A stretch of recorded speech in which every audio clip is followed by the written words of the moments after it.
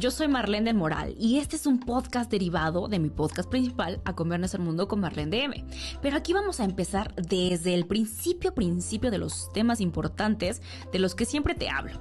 En este espacio te voy a explicar, como su nombre lo dice, con peras y manzanas, con la intención de seguir expandiendo conciencia y luz para que tú vivas y compartas una vida más plena.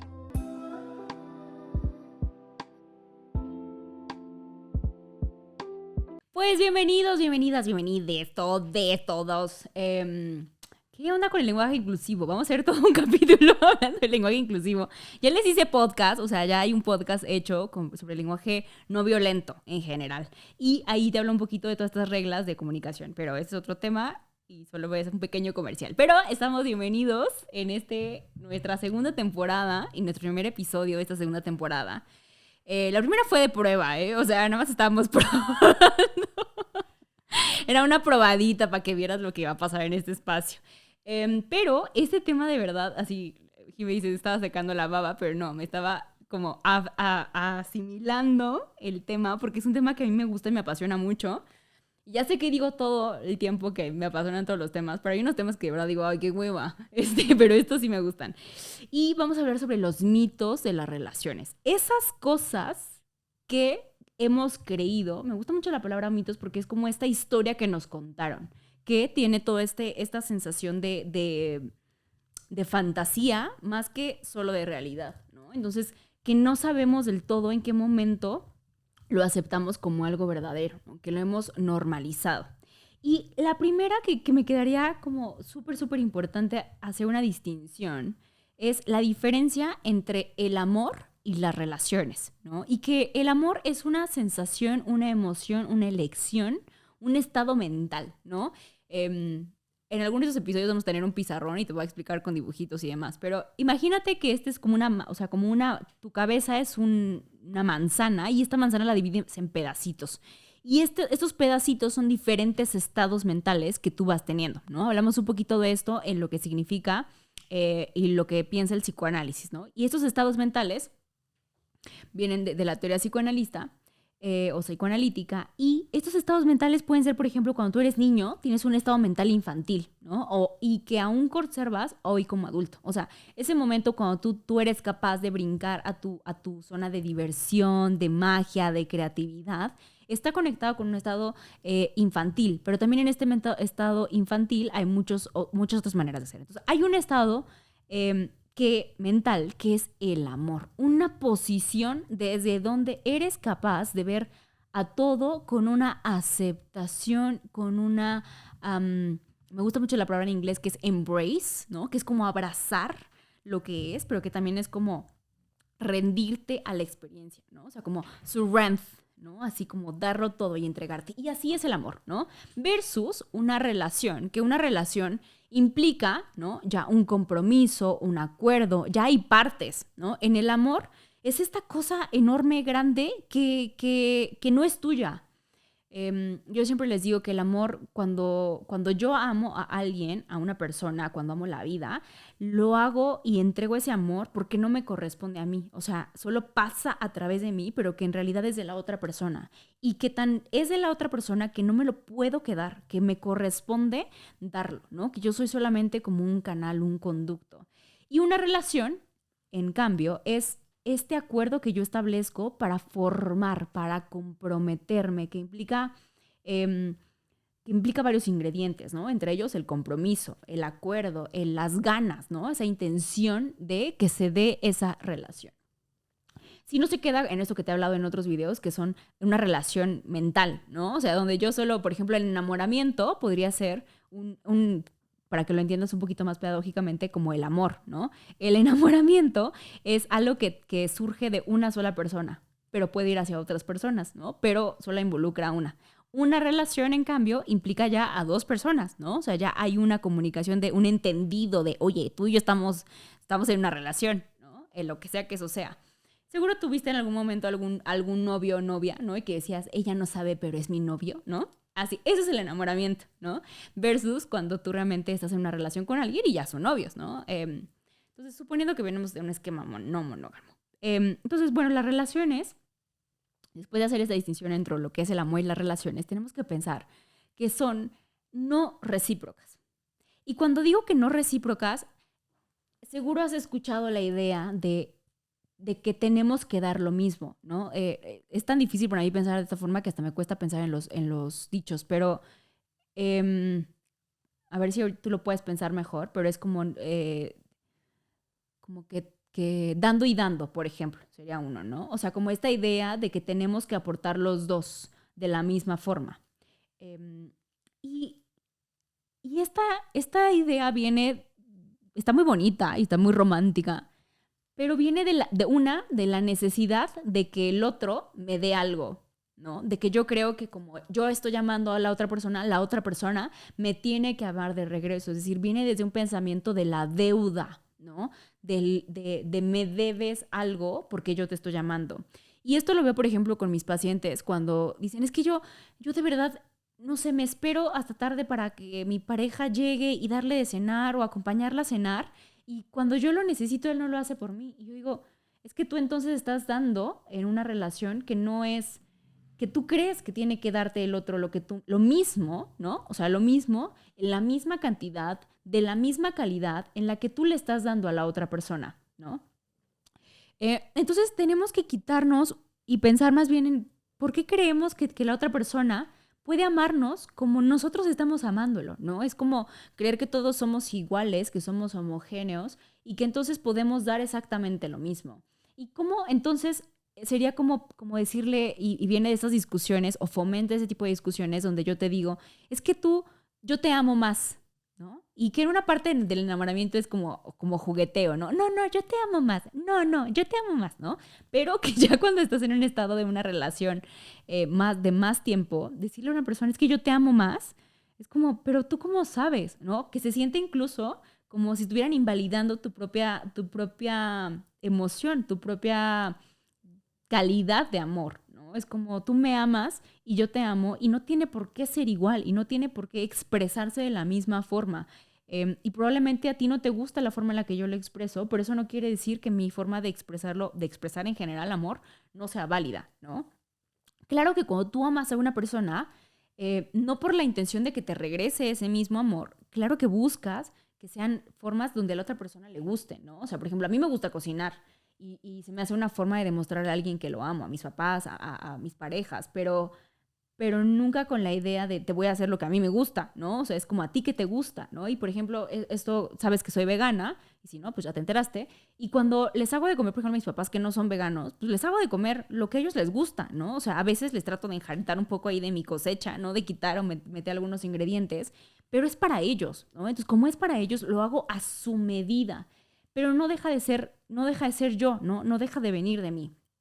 Entonces, quiero que más o menos pienses cómo esto es un terrible error donde buscamos encasillar la forma de expresar cómo amamos a las personas, ¿no? Y esto viene desde algo que a mí me gusta mucho, que te voy a hablar más adelante, yo creo que en mi otro podcast primero y luego ya te hablo de esto acá, sobre lo que se conoce como la anarquía relacional, ¿no? O el meta-amor, que ya te he mencionado estas palabras, pero viene de esta idea de que todas las relaciones son a medida, son artesanales. Y a mí cada vez de que toco con estos puntos de subjetividad me resuenan muchísimo, ¿no? Es como, claro, ¿no? O sea, ¿por qué viví toda una vida creyendo que todas las personas y que todas las relaciones iban a ser iguales? O sea, suena completamente absurdo cuando lo pensamos de ese lado, ¿no?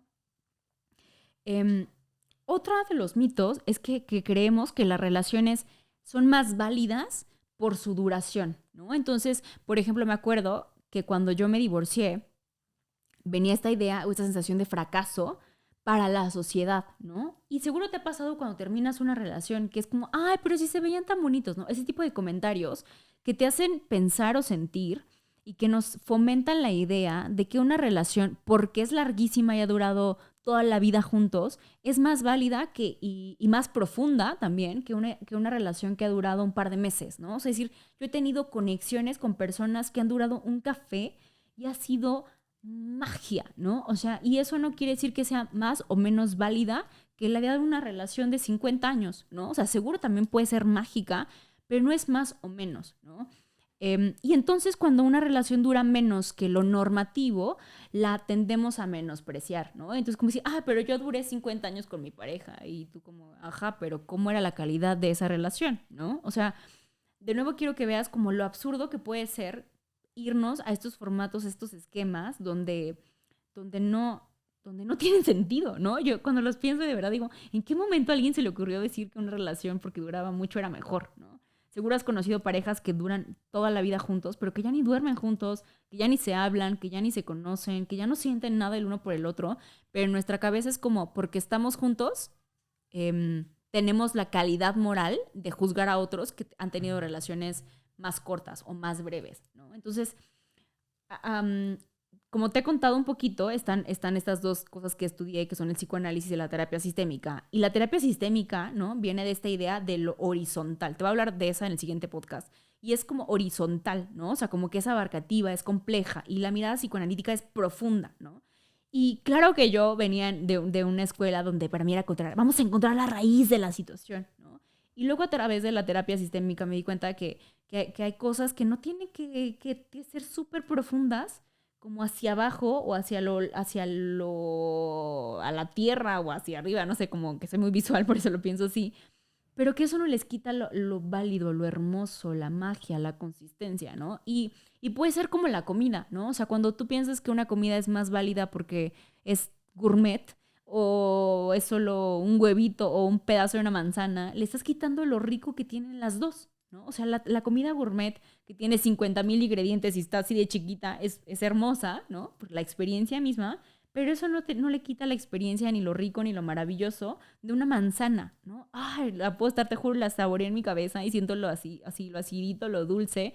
Me la imaginé en mi cabeza roja jaspeada. No como la de Blancanieves. Bueno, ¿tú cuál te imaginaste? Entonces, la siguiente sería que... esta es larguísima, pero que si son de uno, o sea, de uno y uno, monógamas, son más válidas, ¿no? Y de esto te hablé en todo un podcast que se llama La superioridad de la monogamia, donde te hablo de cómo todas estas ideas que tenemos sociales, de que las casas son para dos, las camas matrimoniales, ¿no? Son para dos, los viajes de pareja son de dos, ¿no? O sea, los paquetes de novios son de dos, o sea, toda esta idea donde hemos cortado a la sociedad para meterla y encajonarla en la idea de que si yo estoy contigo, una sola persona, es porque tengo más compromiso de estar contigo que si yo estuviera con tres, ¿no? Cuando también vamos a hablar de los mitos del compromiso, porque hay una tendencia a equiparar compromiso como algo positivo, como algo bueno, pero donde también se confunde con la sensación de expectativas, ¿no? O sea, yo tengo un compromiso contigo y ese compromiso muchas veces está cargado de expectativas de esto es lo que yo quiero que tú hagas para mí, ¿no? De esa idea de tú me tienes que hacer feliz, nos vamos a casar, ¿no? Entonces ya llegas a una relación con todo esto cargando. Y más bien que tú estés comprometido, ya comprometiste y ya enjaretaste a la otra persona de un montón de responsabilidades que no le corresponden, ¿no? Entonces, bueno, no me quiero meter muchísimo acá porque lo hemos visto y lo vamos a seguir viendo en otros contenidos mucho a mayor profundidad, ¿no?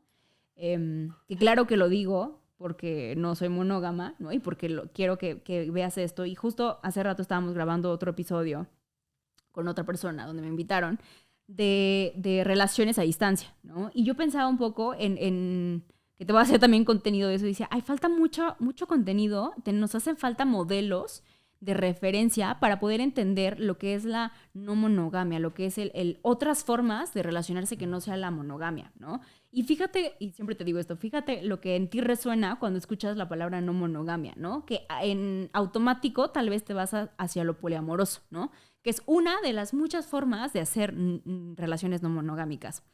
Entonces, fíjate, cuando tú piensas que cuando estás en una relación con un título, por ejemplo, ese sería un esquema un ejemplo de esto, es cuando tenemos un título de novio o novia, ¿no? De exclusividad, entonces eso quiere decir que tenemos un compromiso verdadero, ¿no? Y si estamos en una relación abierta, entonces eso quiere decir que no estás comprometido conmigo ni con la relación, ¿no?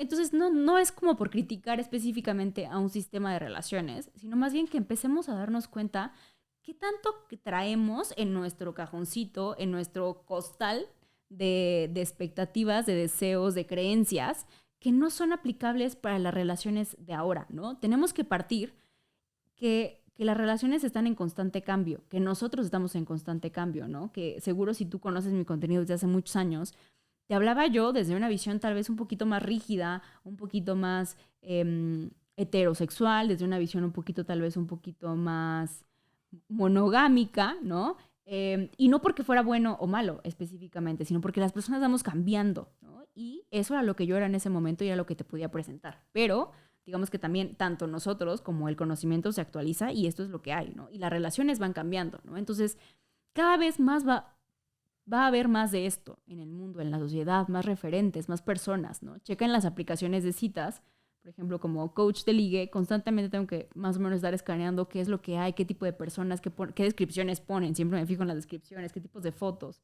Por ejemplo, hoy cuando se está grabando esto, lo que está súper en tendencia es poner, por ejemplo, números para indicar la inicial de la persona que te gusta. Entonces, no sé, X, diálogo 24. Y tú como, ¿qué es ese 24, no? Pero hay todo un abecedario de 24 a qué letra corresponde y esa se supone que es la persona que te gusta, ¿no? Entonces, bueno, todo el tiempo la juventud, la vida, la tecnología está cambiando y también nosotros nos tenemos que actualizar como con eso, ¿no? También tenemos otra idea, ¿no? Que esta visión de las relaciones elegidas, las relaciones románticas, ¿no? Las relaciones así como súper melosas, son mejores, ¿no? O sea, cuando pensamos en nuestro esquema de relaciones, tendemos siempre a pensar como esa pareja que se ve así, como la pareja de Disney, seguramente se ama más que esta pareja que a lo mejor es más reservada, que no tiene tanto contacto físico, que tiene otro tipo de acuerdos, ¿no? O sea, por ejemplo, hay otro video en el canal de YouTube donde te hablo de los diferentes tipos o estilos de relaciones. Y hay un estilo de relación que a mí me parece bastante interesante, que es el living together apart, ¿no? Que son personas que por lo general ya son adultos, que en este caso, o lo que se había autorizado en su momento, no habían tenido hijos, o ya habían tenido hijos, pero que ya no querían como volver a casarse ni volver a hacer vida en pareja juntos en casa, ¿no? Que ya estaban tan a gusto con su soledad, con su soltería, que establecían una pareja, pero cada quien en sus casas, ¿no? Y esto puede ser un modelo donde incluso, por ejemplo, en la misma casa cada uno tenga distintas habitaciones, o que vivan en diferentes ciudades, o que cada vez hoy es mucho más común porque nuestra generación y las generaciones que vienen abajo van a encontrar más dificultades económicas, más dificultades laborales también, y por lo tanto tener hijos va a ser algo un poco más complejo, ¿no? Y al menos en mi sector donde yo me muevo, que por supuesto que reconozco 1000 privilegios que puedo tener yo y desde en qué mundo me oriento, cada vez hay más personas que tienen cierto nivel de ingresos, que no quieren tener hijos, pero que ya están a gusto con su edad, con su soltería, ¿no? Y que dicen, bueno, me gusta mucho vivir acá, tú vives allá y nos juntamos, ¿no? Entonces, todo esto que se había, digamos, teorizado, que se había pensado para antes, y que son diferentes formas, diferentes esquemas de ser pareja, resuena, o más bien desencuadra, ¿no? Diría, como con lo que nosotros en nuestra cabeza tenemos, ¿no? Entonces, si una pareja, por ejemplo, vive junta, significa que tiene más amor, más compromiso que una pareja que vive por separado, ¿no? Entonces, fíjate cómo tenemos todas estas ideas de lo que sí es bueno, de lo que sí es sinónimo de amor, ¿no? O sea, por ejemplo, que tú me seas infiel significa que no me amas, ¿no? O sea, o que tú quieras estar sexualmente con otra persona significa que no me amas, ¿no?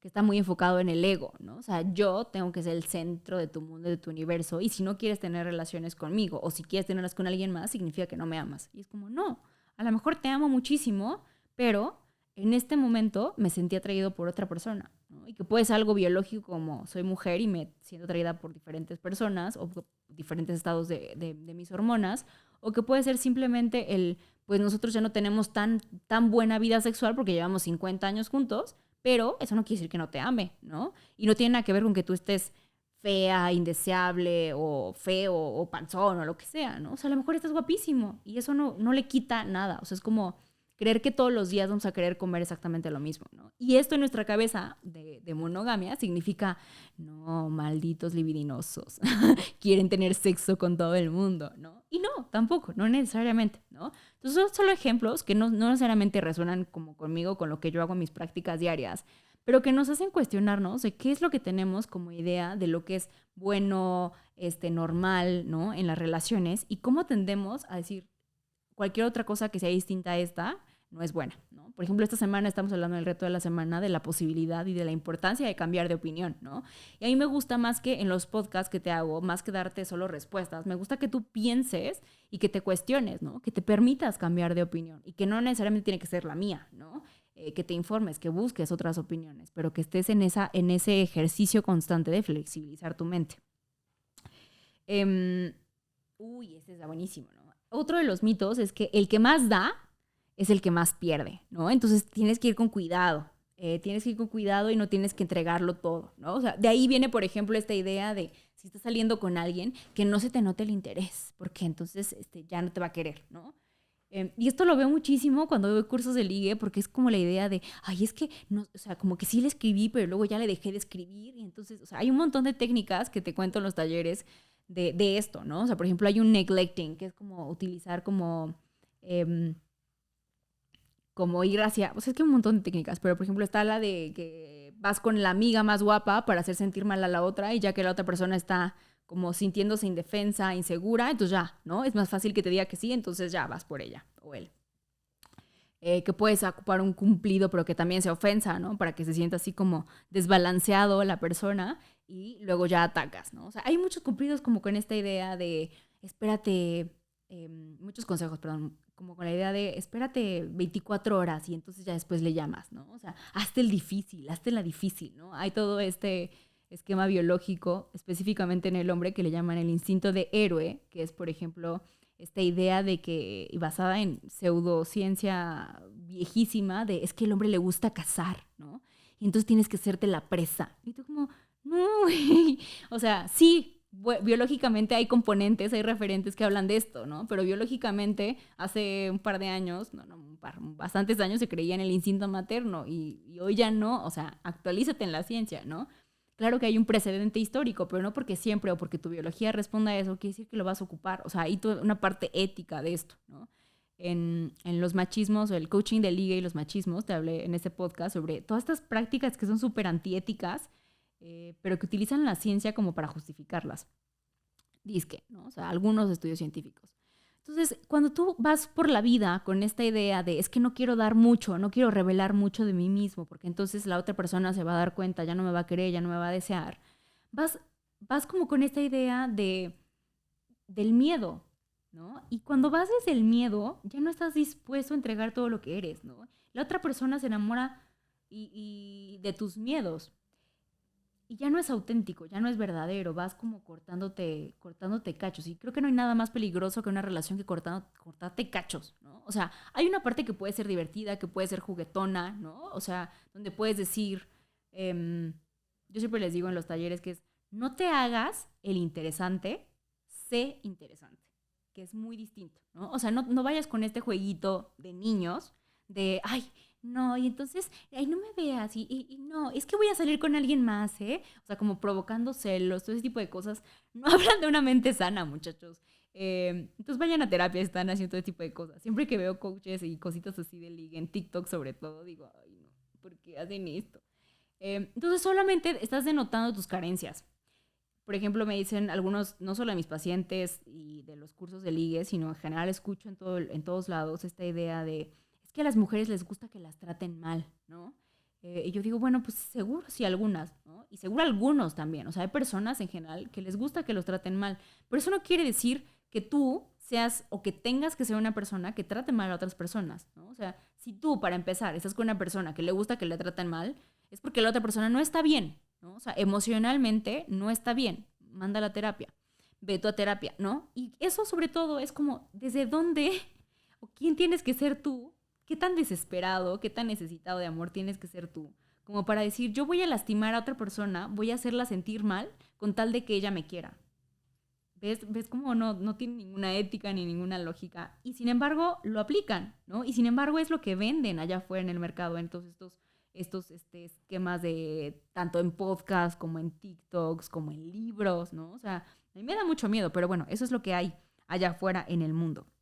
Entonces es como hay muchos tipos de personas, pero te aseguro que tú no quieres estar con una persona que se haga la difícil, que se haga el difícil, porque eso es como no soy lo suficientemente valioso para mostrarme al mundo tal como soy y necesito poner barreras, máscaras de algo que no soy para ver si eso sí encaja, ¿no? Entonces, cuando estás tan seguro de ti mismo, no tienes miedo de presentarte al mundo tal cual eres. Esto lo hablé en un podcast que me invitaron también sobre el ser, hacer, tener. Y es como cuando tú, digo, siempre es la frase típica que utilizo yo, es cuando sabes lo que eres, no te da miedo ser lo que no eres, ¿no? Entonces, esto soy, ¿no? O sea, te gusta, no te puede gustar, sí, no, ¿no? No necesito cortar cachos de mí como para que encajen contigo,